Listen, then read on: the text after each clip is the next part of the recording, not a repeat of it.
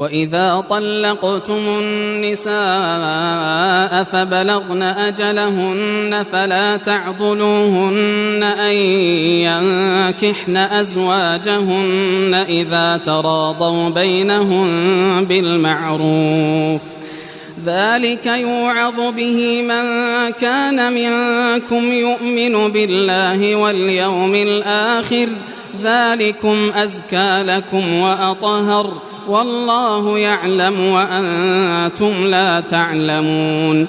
والوالدات يرضعن أولادهن حولين كاملين لمن أراد أن يتم الرضاعة، وعلى المولود له رزقهن وكسوتهن بالمعروف، لا تكلف نفس إلا وسعها، لا تضار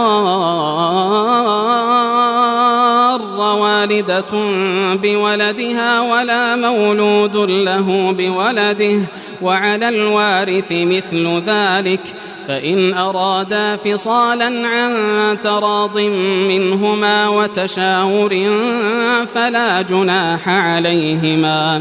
وإن أردتم أن تسترضعوا أولادكم فلا جناح عليكم إذا سلمتم ما آتيتم بالمعروف، واتقوا الله واعلموا أن الله بما تعملون بصير.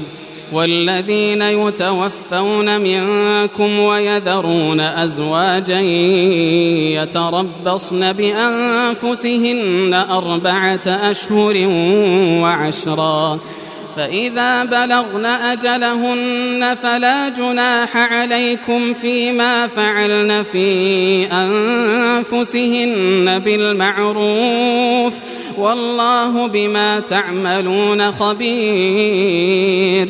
ولا جناح عليكم فيما عرضتم به من خطبة النساء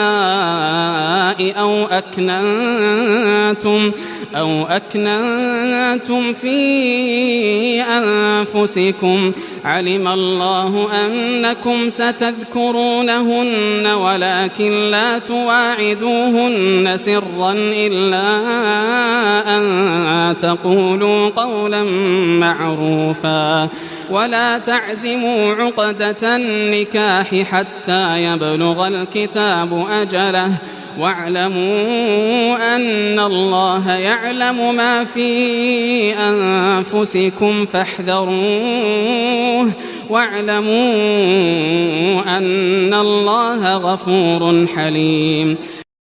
لا جناح عليكم إن طلقتم النساء ما لم تمسوهن أو تفرضوا لهن فريضة، ومتعوهن على الموسع قدره وعلى المقتر قدره متاعا بالمعروف، حقا على المحسنين.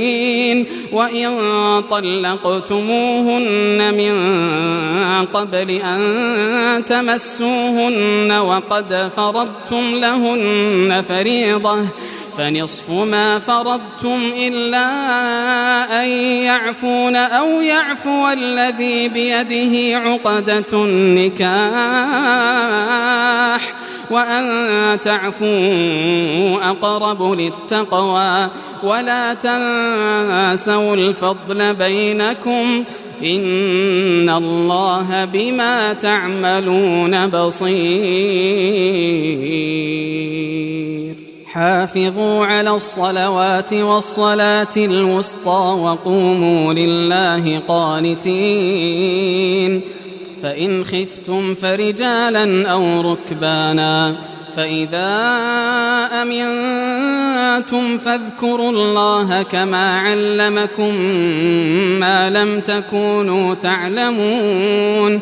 والذين يتوفون منكم ويذرون أزواجا وصية لأزواجهم متاعا إلى الحول غير إخراج، فإن خرجن فلا جناح عليكم فيما فعلن في أنفسهن من معروف والله عزيز حكيم. وللمطلقات متاع بالمعروف حقا على المتقين كذلك يبين الله لكم آياته لعلكم تعقلون.